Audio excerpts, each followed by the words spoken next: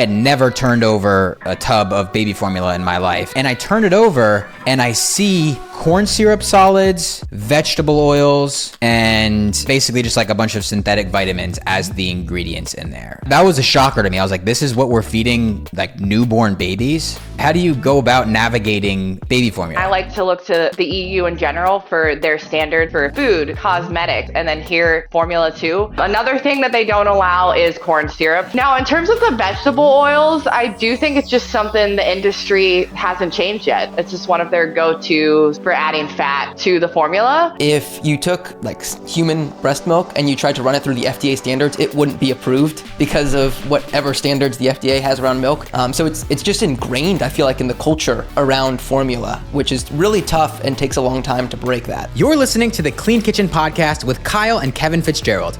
Welcome back to another episode of the Clean Kitchen Podcast. Today, we are joined by a very good friend of mine and a fellow content creator, Amanda Rocchio, but you may know her as Meow Mikes on Instagram with over 1.6 million followers, where she shares all about healthy grocery store swaps, tips on how to meal prep, tips on how to lose weight, and so many more. Amanda, thank you so much for coming on. Wow, Kyle, what an intro, but I'm excited, okay? It's official. You guys got the new chairs. I'm ready to go.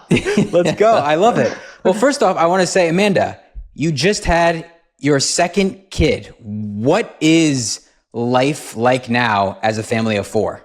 Oh, wow. Chaos. No, I'm just kidding.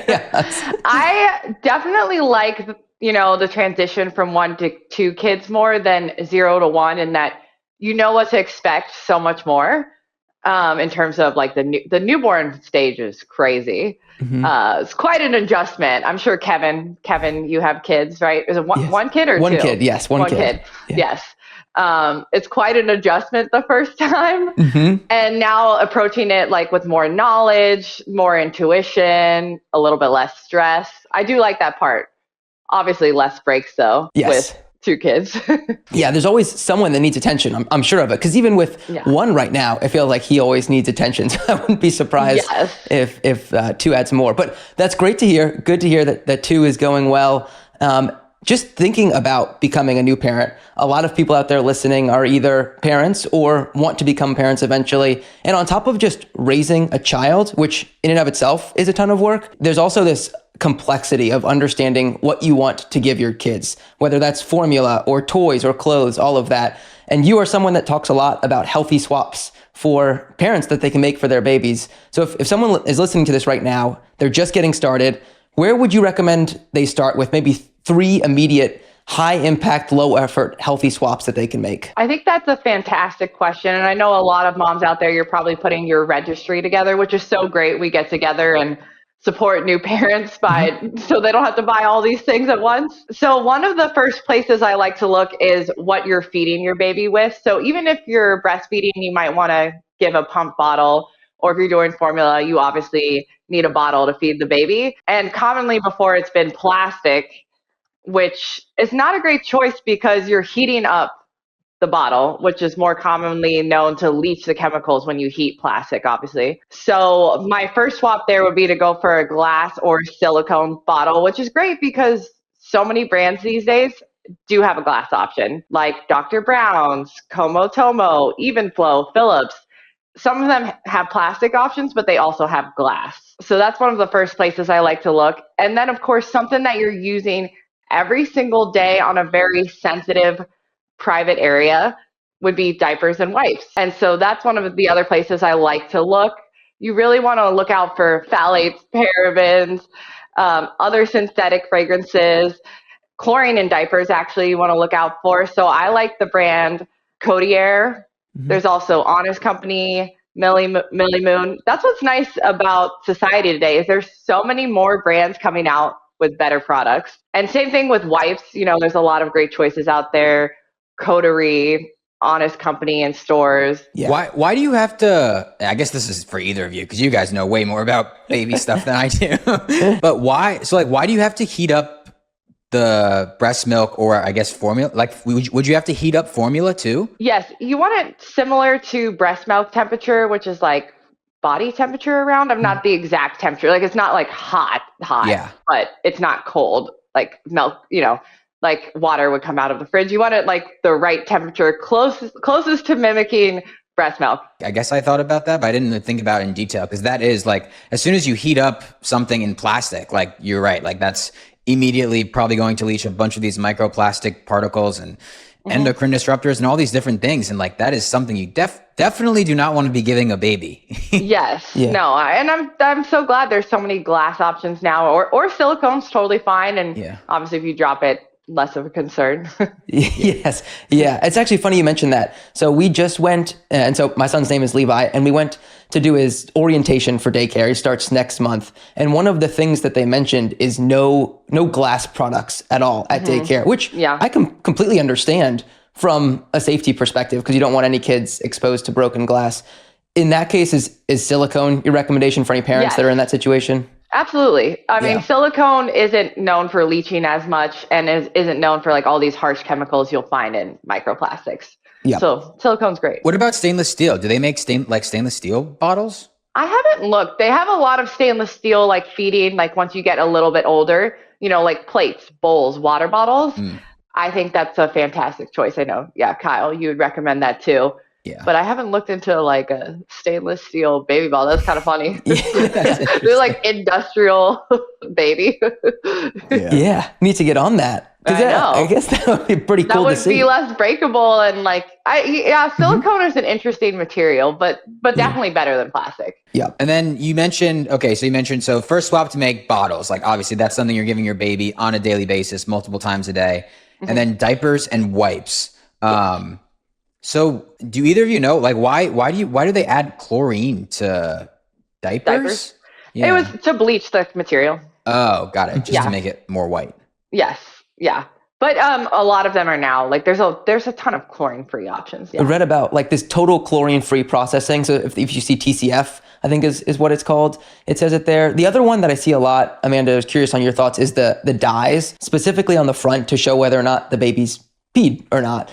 And is that something that you try to avoid, a diaper that has a dye on it? I'm not like overly concerned when it's like on the front. It's not on the back. It's like a thick layer. It's just change. I'm not like overly concerned about that personally. Okay, that's good. Yeah. Doesn't give you too much heartache there. Yeah, because I mean, you've got layers of diaper in between. That's just to see like when the pee has finally soaked through. Yes. Yeah. Yeah. Yep. The other two, you mentioned Honest, which I think we use the Honest wipes here. And what I really love about them is that, like you said, they're it's way easier to get these, I think, now than it ever has been before. Just in Target, all of these brands exist, which is really cool to see. Have you seen, since you became a mom the first time to now, an increase in I guess, the prevalence of healthy baby products? Absolutely. I mean, I even think the mainstream brands, they're trying to be better. I still think it's a little bit greenwash, like Pampers and all that. But they're still better than they used to be. I mean, I think there's no crazier group about their baby than moms. So they will come after you if something toxic in your product. Like actually, back in the day, there used to be a lot more baby powders with talc in there. There's a lot of controversy over that ingredient. So a lot of brands switched to cornstarch. So that's something you want to look out for. But yeah, it is nice to see the movement forward. And I think if there's one place, parents might be a little bit slower with themselves because they're like, whatever, I'm dealing with it. But their baby, a brand new baby, new to the world, I think a lot of us do care. Yeah, 100%. Definitely prioritize that, which is amazing. Amazing to see. Totally.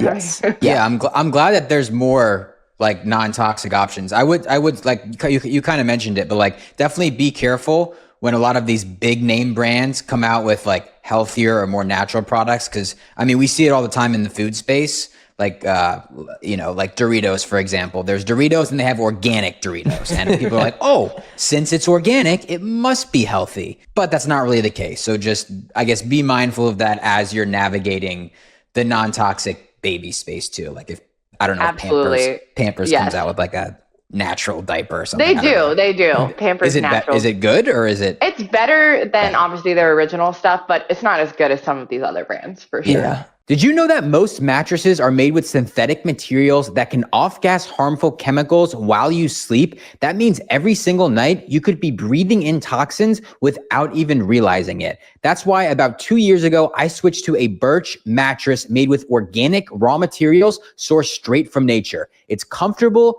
breathable, and best of all, it's made with natural and organic materials like organic fair trade cotton, organic wool, and natural latex. So I sleep easy knowing I'm not breathing in any harmful chemicals or dealing with the off-gassing that comes from synthetic mattresses.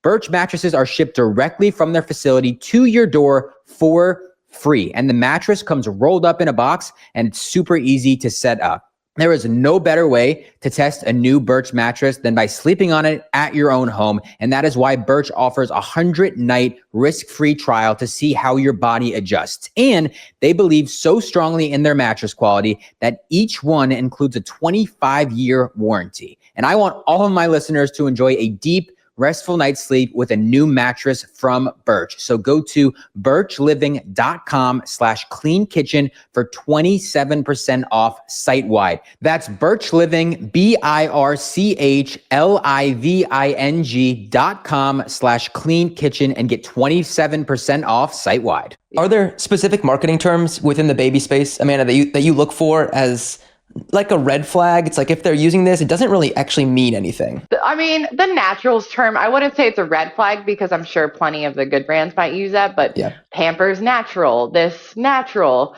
doesn't mean that it's 100% chemical free, obviously. So I guess similar to like food stuff too. Just absolutely. I always say like natural term yeah. with the food space is terrible. Yeah. I always say like use like the marketing claims as like a yellow flag, like just like notice it, but then obviously like look at the ingredients, do your own research, that sort of thing. All right, Amanda, one thing I do want to talk about is baby formula. Because right. I started posting on social media 3-ish years ago, and within the first few months, I immediately got a bunch of DMs and questions from moms asking about baby formula. And I had never turned over a tub of baby formula in my life until I got this question. And I turn it over and I see, for the most part, corn syrup solids, vegetable oils, and basically just like a bunch of synthetic vitamins as the ingredients in there. So that was a shocker to me. I was like, this is what we're feeding like newborn babies. So I don't know, how do you go about navigating toddler or baby formula? I think one easy place to look, and I like to look to the EU in general for their standards for food, cosmetics, and then here formula too, because they're stricter than the US and they take more of a cautionary approach, which I appreciate. I think it's way better to take a cautionary approach when it comes to things we're ingesting and things we're giving babies, right? So, we don't have to set the standard. The EU set the standard for us when it comes to formula. And so some of their standards includes they're not allowed to have like any pesticide residue in the formula. So that would be a great reason to choose organic in the US, because obviously organic brands are synthetic pesticide free. Another thing that they don't allow is corn syrup. And they actually require that the carbohydrates, the sugar, come from lactose. 30% of the sugars come from lactose. That most closely mimics breast milk. So I love some of these standards that the EU set. And so you can look out for an organic formula. Another thing you might want to consider is the milk grass-fed? Because obviously grass-fed cows, they produce milk that's higher in omega-3s, antioxidants, all these great benefits for your baby. So those are some things I like to look out for, like some main big brands that come to mind that are organic and grass-fed is Bobby, it was By Heart, and Kendamil. Now, in terms of the vegetable oils, I do think it's just something the industry hasn't changed yet. It's just one of their go-tos for adding fat to the formula. There are 2 brands that I know that are seed oil free. They're actually toddler formulas, which is Sammy's Milk and Serenity. Serenity does say on their site that they do have all of the vitamins and minerals that infants need. It's just not currently FDA approved for newborns. So you can make up your mind on that one. I saw something that said, it made me laugh, if you took like human breast milk and you tried to run it through the FDA standards, it wouldn't be approved because of whatever standards the FDA has around milk. Probably something like similar like raw milk, how that's not necessarily approved in all 50 states. So it is funny to me to see that. And obviously we know how nutrient dense breast milk is for babies. Well, and obviously we know the FDA is behind on things. They just added eggs to the healthy list and updated their food requirements, which they hadn't updated in a really long time. I wonder if it's because I was reading about this, because initially when I looked at these baby formulas, I saw that they were so high, like so many of them contain these vegetable oils, canola, sunflower, soybean oil. And I thought that they had to basically mimic the fatty acid profile of human breast milk. But as I looked into it, and this may be why breast milk wouldn't be approved by the FDA. I think 50% of it is saturated fat. Yep. And then 40% is monounsaturated fat, roughly. And then 10% is polyunsaturated fat.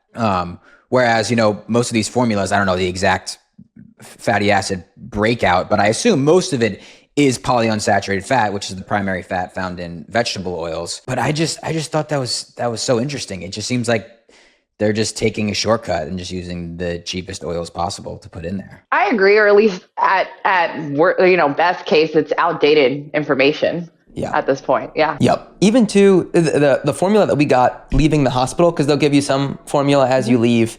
It was, I think Similac was the brand, and it was just filled with these different seed oils. Yeah. So it's just ingrained, I feel like, in the culture around formula, which is really tough and takes a long time to break that. Yes. That's why I think it's cool when a brand like Serenity comes out. I'm not sure why it would take so long for them to get the FDA approved part for the newborn, but yeah, we'll get there. We will. Yeah. Baby steps. Well done. Yeah. Something else I just want to hit on too. You briefly talked about it, but the EU, they're so much stricter. And something else I was learning is that they have, you mentioned, so the EU requires lactose as the primary carbohydrate, where the FDA does not. That's where they use the corn syrup solids, which again is extremely cheap. I also thought it was interesting. They have way stricter limits on pesticides, heavy metals, and other contaminants like lead and cadmium. It seems like the FDA maybe has some sort of limits, but they're less strict. Yes. I know. I think if there's any place to be strict on, it would be with formula. I read that EU has some of the strictest standards in the world, which I appreciate with formula. But again, that doesn't mean it's hopeless. There are brands that are trying much harder in the US. So yeah, exactly. I also saw the EU bans, or they don't allow emulsifiers, carrageenan, or synthetic nutrients, but the FDA allows all of those, which I thought was also interesting. Yeah, it's wild. FDA needs to catch up. Yeah, they do. We've got some work to do for sure. They got their work cut out for them. Yes. Yeah. But it sounds like there are two good brands, but they're technically toddler formulas, Serenity Kids, and what was the other one? Sammy's Milk. Sammy's. Okay. Yeah, Sammy's. So. And again, I mean, at least some of the other, I think it's By Heart, Bobby, and Kendamil, they're organic, they're grass-fed. They have like that Clean Purity Award. So there's some other options if people, want the FDA approved infant version. We use By Heart for Levi, and he loves it. Man, he can't get enough of it. It is great to see. So there are good options out there. I know it's a good feeling. There's, nothing more stressful than not being able to feed your kid. Absolutely. Yeah. Play around find the one that works best for you and your baby is certainly important as well. But Amanda, we jumped right into babies and formula and all of this information. Let's take a step back. Let's learn about who you are. First off, you have over 1.6 million followers. Kyle said that at the beginning, but does that number ever just blow your mind in terms of how many people are listening to what you say on the internet? I don't think about it like that. I think about it as a little community, you built up over time. And I honestly just love helping people, particularly women. I like to help women a lot. And they're so nice to you on the internet a lot of times. I complain about the haters. But there's so many nice people in your DMs all day. Yeah, I love that. Focus on the positive there. Yes. When you initially started posting, did you ever have this vision that this is what it would become in the end game? Was that the goal here? No, honestly, I started on social media because I was meal prepping for work. I worked at a fitness company. It's called Beachbody. I was on the social media team, shocker. And I was meal prepping for work. I would make a lot of food at once to save money, to save time, and to have like delicious food throughout the week. And I remember I started taking a picture of all my food together because I'd have 5 days ready to go. And a lot of people were impressed by it. And it was also kind of new to the mainstream space. It was bodybuilders were like the first to really kind of start the whole meal prep thing that I've seen online. Yeah. So, it was a whole thing for a while, and it was great to brainstorm with people on different recipes, how to store the food. So that's really what got me into social media, just sharing that naturally. Yeah. It does feel like it was a very natural way for you to just take information you knew and you put it out on the internet. That's like one of my favorite things of the internet is that that exists, that relationship is possible. In doing our research for this podcast, we scrolled way back into your original post, and there were two things. No, I'm just kidding. That stood out. Two things that stood out that I wanted to just see if you remember doing, and curious on your thoughts. One was you did these original side-by-sides that I have never seen before. I thought it was great content where you took like a healthy version and then a non-healthy version, but you made them at the same time on the same screen. So an example I saw was like a healthy breakfast. You were making eggs on one half of the screen, and then on the other half, you were pouring a cereal into a bowl. How'd you come up with that idea, and why did you stop posting that? Times changed, but so what happened was that I started obviously sharing more like my food and recipes. And then I got into why are we making the food choices we are? And also why shouldn't we be picking some of these unhealthier choices? And I thought the comparison really showcased, this has so much sugar versus this has so much protein, or look how much food you can get for the same amount of calories as like a McDonald's Happy Meal. And those side-by-sides were really able to showcase that. And so that's what got me into the whole like side-by-side thing. Yeah, it's funny to see the content evolve over time. Like Kyle, probably yours too, how it originally started and then changes over time as you learn more and want to share more. The other thing is you danced a lot in the original content. I don't know, Amanda, if you remember that, but you would like slide in from the side and do a little jig before you gave information, or you just dance and then put information up on the screen. Why is there no more dancing in your videos? Do I need to bring it back? I still see you dancing sometimes. I sprinkled in there, Okay.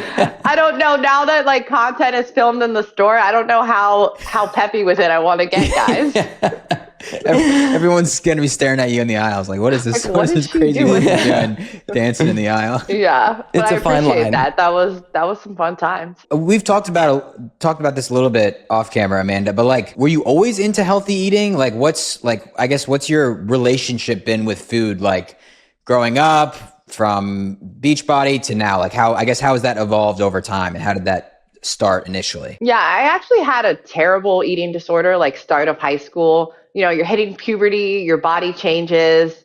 And I remember looking at magazines covers and thinking, how do I look like that? How do I get more in shape? And I was following the whole method of just eat less, exercise more. And of course, that became a terrible kind of addiction. I'd say anorexia. I was running like 10 miles a day and eating very little. And I remember it got so bad that my doctor told me that if we don't, get you some help ASAP, you might have to be hospitalized because I weighed so little. So thank goodness for my doctors, and I'd say my mom, because it was really an addiction. You know how you're like addicted to drugs, I was addicted to running crazy amounts and eating very little. And sometimes you don't want to quit that yourself. Any parents out there dealing with that with their children, I definitely recommend intervening and having your kid get help. I had a really great therapist because it's a mindset. It's a really horrible mindset. Got it. So that was the main thing that helped you, getting a therapist, like talking through it. And yes, therapists, doctors, and just realizing that food is good for us. This is very unhealthy. Like, this is trying to be as skinny as possible and eating as little as possible is very unhealthy. And so actually that's why I'm so passionate about what I share now, that there is a healthy way to lose weight, and it's less about as little calories as possible, more about eating nutrient dense, high quality foods. Yes, calories matter, but we don't have to obsess about them. Yeah, I think that mindset that you just walked through is one that's pretty prevalent here, I think, at least in America, probably globally as well, where you minimize the amount of food you eat. You don't view it as something that's nourishing your body. You view it as something that potentially is going to make you overweight. And so you want to minimize that. So how do you change that mindset? I'm sure it's not like an overnight switch, but for someone out there that's struggling, what can you tell them? Well, obviously, always reach out for help if you're in a really dark place. Therapy is great. But yes, thinking of food as more of fuel, as how is this giving me vitality, energy? What are the quality of the foods I'm eating? Like, to me, looking at the quality of food is not an eating disorder. Like, that's natural. That's what we should be looking at. It's overly focusing on calories and trying to starve yourself. That is a huge problem. I guess related to that, dieting has become very popular. And I see all of these different types of diets. What are your just general thoughts on this concept of dieting? Are there certain ones that you look at as more positive than others? Yeah, it's so hard because dieting, there's nothing wrong with wanting to achieve a goal. There's nothing wrong with, struggling to change your habits. Mm-hmm. So that part is hard, but diet shouldn't be this over restricted, you can only eat lettuce and chicken breast thing, mm-hmm. Right? Yeah. So I love the diet, the nutrition templates that focus on more whole foods. So you can just do that in general, but obviously there are foundational ones like paleo or animal based that are kind of more in tune with Mother Nature. But you don't have to shoebox yourself to one diet. You don't have to be keto. You don't have to be carnivore. Really just looking at whole foods and getting rid of some of these ultra processed foods and keeping them out of your house. I know, Kyle, you're passionate about this. Yeah. We love putting ourselves into these different groups or these different categories. I'm this, I'm that. But it's when you zoom out and look at it high level, what do all of these different diets have in common? Keto, paleo, carnivore, animal based, even vegan, mm-hmm. vegetarian. What do they all have in common? For the most part, they're all focused on real whole foods. It's so why don't we all come together and focus on that and focus on the real food, minimizing the ultra processed food, and just getting back to the basics and just eating real whole food. So absolutely. I feel some of it, they say the food industry wants us confused.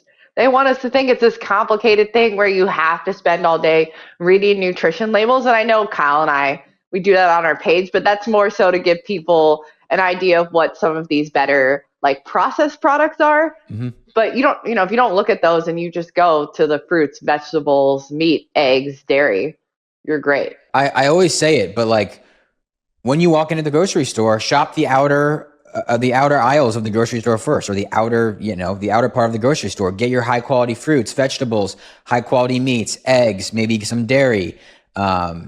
And then go to the inner aisles with the rest of the budget that you have. And then you can get those healthier, processed foods or chips or snacks that we talk about, or even better for you cookies, things like that. Yeah.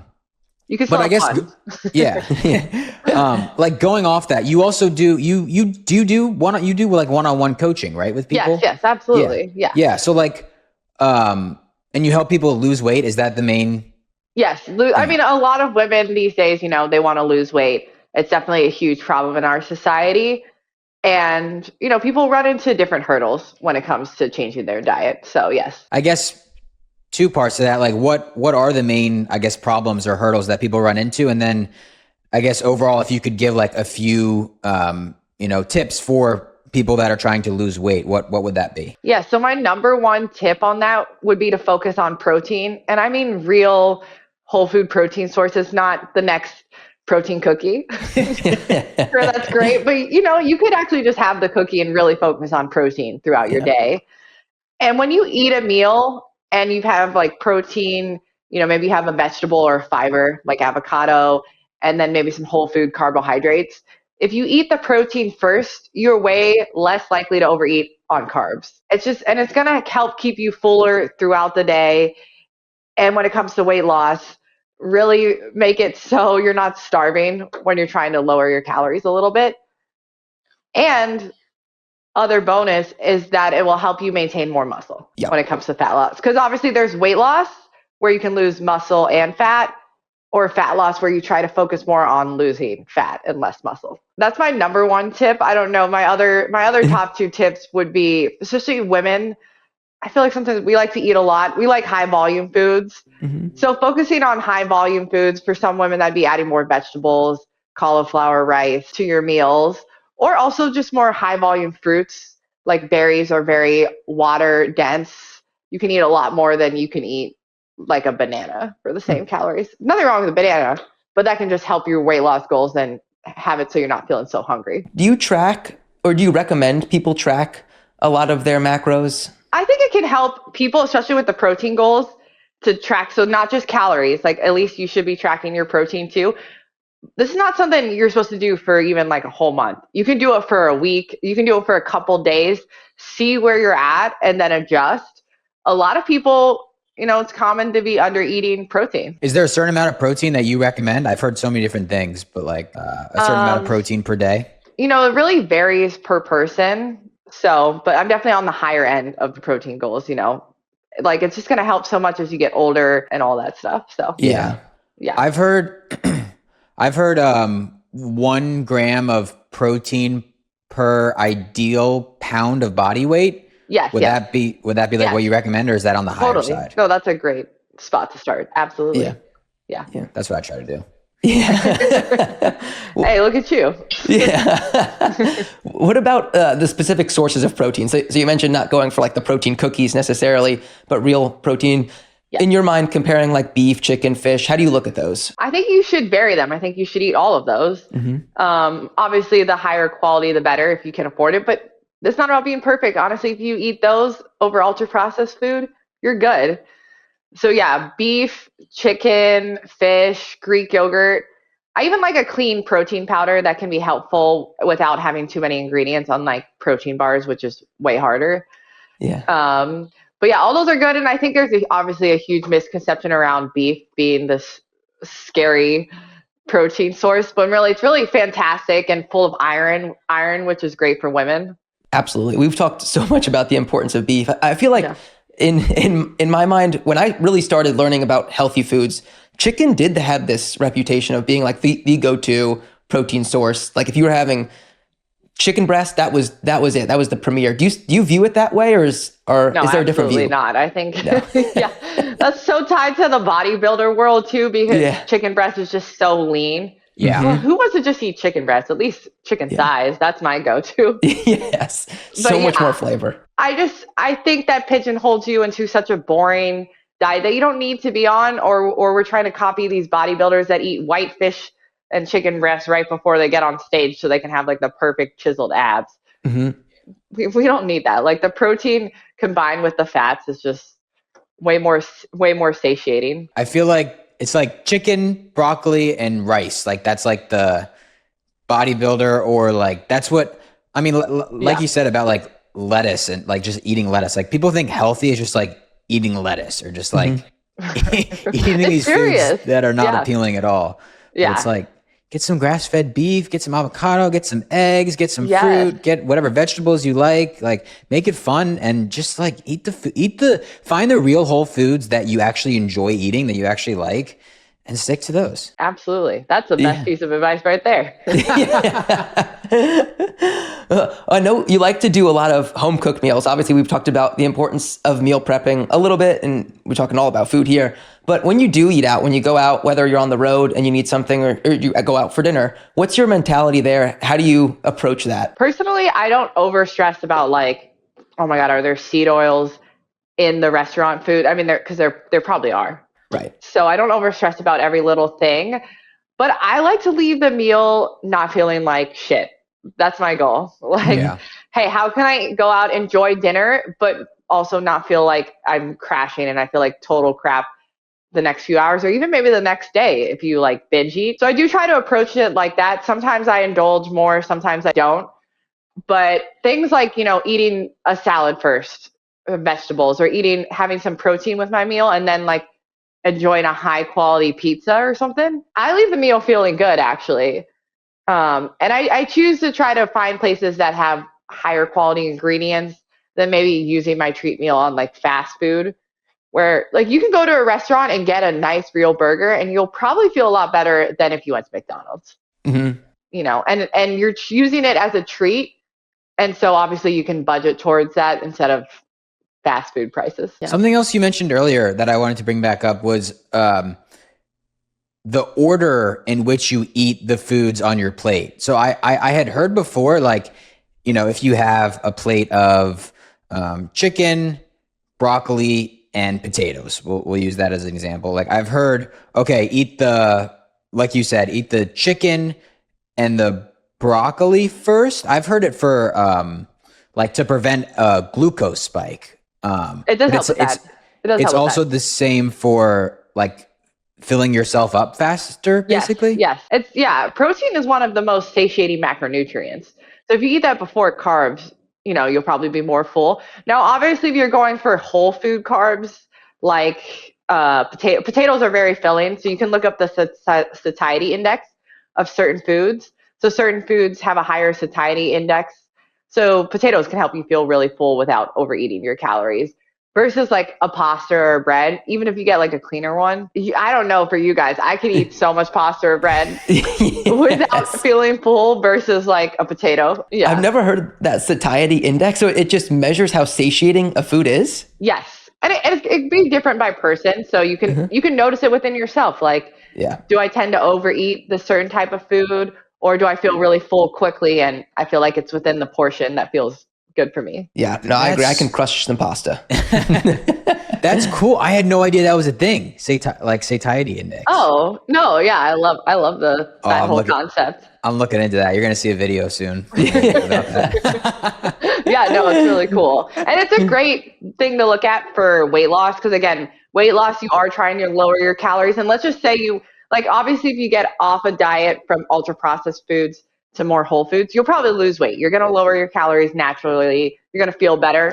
But if you've been doing that for a while and then feel stuck, you can look into things like high volume foods, high satiety foods, eating your food in the right order or tracking for a couple days. Yeah.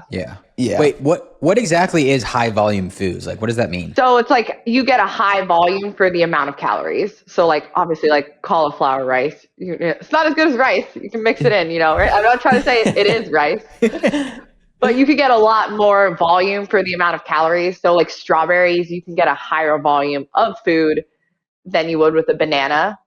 And so you're chewing that, you're getting a lot of signals that you're more full. The water in the food is going to help you feel more full. So these are going to all help you lose weight. Interesting. Yeah. I've never heard that. So I feel like guys stress less about this. Like women, I don't know, we just are more interested in weight loss or also, I don't know, we like to eat. No. Men probably don't feel as much pressure maybe to look, I'm sure there's some pressure to look a certain way, which I don't want it to be about that for women, but we also have babies, so we do put on weight. Yeah. Yes. Yeah. It's incredible what the female body is able to do. So whatever it is that makes anyone happy, I'm all for. One thing we talked about is just weight loss, but the next step of that is effectively maintaining it or keeping it off. Do you see a lot of people struggle with effectively a relapse? And what do you tell those people? Yeah, I think that all comes back to your mindset. Are you looking at it as like a short-term fix, a short-term diet, or are you looking at it as a lifestyle change? That's what's really key to feeling good. And how do you, enjoy yourself more, indulge some without binging? Yeah. I think those are like two great questions to ask yourself to help make it more sustainable long-term. Yeah. What would your answer to those questions be for yourself? So for me personally, how I like to indulge healthily would be to pick like high quality versions of some of the fun foods. Don't go for the fast food pizza. Like go to a real restaurant that makes Italian food the quality way. I just noticed I feel way less crappy afterwards because even if some of these restaurants may use a little bit of seed oils, like the higher quality ones, you don't have as much preservatives and chemicals. They're not trying to do it as quickly and as cheaply as possible, which means worse ingredients for your health, really. And then again, I'm not trying to indulge all the time, so I don't have to save the money on like buying fast food. It's more of a treat. and enjoyment. This is something that I used to be, and Kevin and I have talked about this in a previous episode. Like when I was dealing with a lot of gut problems, like I was so strict and I was so scared to eat out. I never wanted to eat out ever because I was so scared of what they were using to cook or the added ingredients and preservatives and things like that. But like over time, I've just become less obsessed about it. And like you do realize how much of it is like in your head and like how important the mental health is, and the fact that, okay, if I'm like stressing, if I'm at a restaurant and I'm stressing about the food that I'm about to eat, like that in and of itself may cause even more gut problems for me. Mm-hmm. So I think that's a great thing. I think like if you're, cooking your own homemade meals most of the time with real whole foods, like, don't freak out if you go to eat out with friends or family or whatever. Obviously the fast food isn't going to be the best, but like if you're going to a restaurant where they're maybe cooking some things from scratch, no, not at all. I mean, and I can feel the difference on certain things, like, in certain places, like certain places I feel better eating afterwards. So, and then I would go back to those places. I am happy to see though, like it seems like so many restaurants are, or not so, I mean, more and more restaurants are becoming like seed oil free, or they're using like higher quality beef or chicken or whatever it is.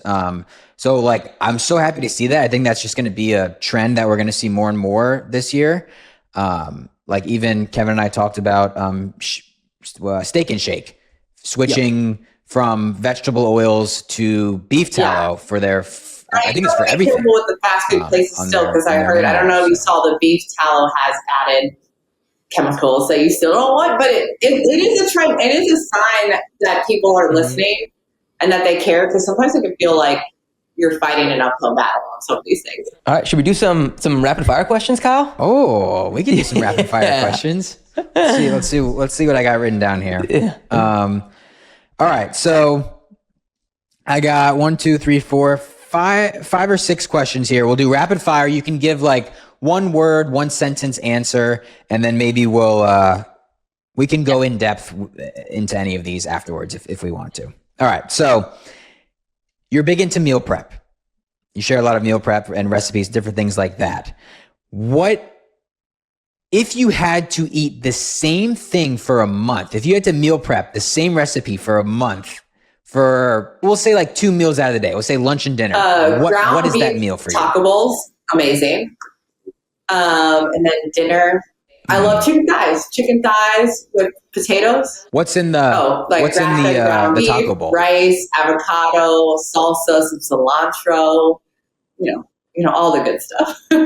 Yeah, all right, love that. Go-to dessert. Go-to dark chocolate, absolutely.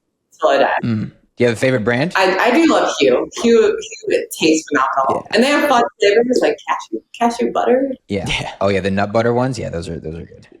What is one food that you refuse to eat? Like ever? Like that you just don't like? Yeah, you just don't like. I will not eat Doritos. Like there's so many things in that. Have you had them? Have you had Doritos? Not in an extremely long time. I'm sure the flavor is. But no, I will not eat them. I used to eat so many Doritos. I always tell people, like, if you want a list of like top 10 ingredients to avoid, just look at a bag of Doritos. Yeah, Doritos. There you go. Cheetos. What's the first thing you do when you wake up? First thing, well, right now is get my baby. I figured. But normally, get some water, make a matcha. I'm old school. I don't. Yeah. Parent life. I miss my 5-step morning routine, but. That is what it is now. What is your favorite store to film at? Costco. Okay, favorite store to film at is Costco. What is your least favorite store to film at? Oh, Trader Joe's. There's one employee in every aisle. Like it's a small store. There's like 10 employees there. Yeah, they're everywhere. I feel like I walk in there and they're like they all just look at me. Like they're like creeping behind the aisles, like looking. They're like, "What is this guy doing?" Oh, it's crazy. As someone that doesn't film content, Trader Joe's is the worst store to shop in. Period. It is incredibly difficult to get around. And they're small. It's small. Yeah. Yeah. The angles in the aisles. Why are they on angles? Yeah. They need to reformulate. Amanda, what do you think? Funny. What do you think about people that just go to Trader Joe's and they just think everything is healthy, like they buy anything. Oh, you're doing yourself a disservice. There are so many unhealthy items at Trader Joe's. I mean, obviously, it's full of seed oils and other additives. But even a Whole Foods, I love that Whole Foods has higher standards. So even like, I know if I wanted to go buy a dessert for a party, like I'm not going to get dyes in there and all that stuff. But there's so many additives in today's food. So you really got to be your own advocate. You got to look at the ingredient labels. Exactly.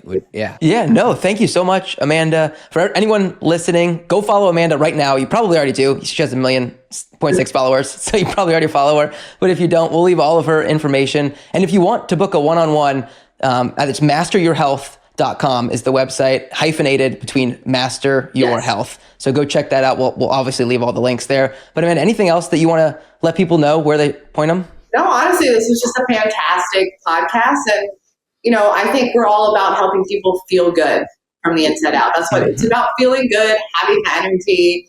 And that's why I encourage the choices we do. I love that. Well, thank you so much, Amanda, for coming on. For everyone listening, don't forget to leave a rating and review on Apple and Spotify, and leave a comment down below on YouTube if you enjoyed this episode, or if you have any follow-up questions. Who knows? We might have Amanda on the podcast again in the future. The Clean Kitchen Podcast is for general informational purposes only and does not constitute the practice of medicine, nursing, or other professional healthcare services, including the giving of medical advice, and no doctor-patient relationship is formed. The content of this podcast is not intended to be a substitute for professional medical advice, diagnosis, or treatment. Users should not disregard or delay in obtaining medical advice for any medical condition they may have, and should seek the assistance of their healthcare professionals for any such conditions. As always, talk to your doctor or health team first. Thank you for listening to the Clean Kitchen Podcast. This is a Wellness Loud production produced by Drake Peterson and Chantilly Toison, edited by Jason Siegel and mixed by Mike Frey. If you like this episode, don't forget to share it with your friends, subscribe, and give us a 5-star rating. For more shows by my team, go to wellnessloud.com.